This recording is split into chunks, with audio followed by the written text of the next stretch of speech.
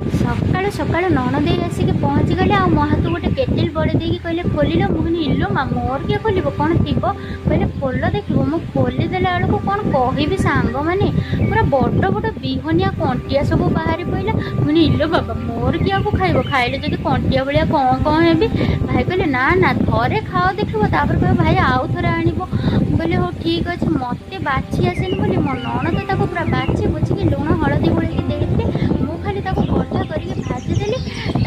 तेल रे पियाज आदा रसुण पेस्ट टमाटो पेस्ट आउ किछि कटा टमाटो आ कटा कंचा लंका स्वाद अनुसार लुण हलदी गुंड लंका गुंड दे भल करके कषिकी से अल्प टिके पानी देदेली फुटिला पर से माछ को छाड़ीदेली तापर से जीरा गुंड छींचीदेली ओ कौन कहि सांग मैंने न खाइया लोक खाइब मोर तो इच्छा होता सब खाई आ भल लगे निश्चय सब्सक्राइब करेंगे।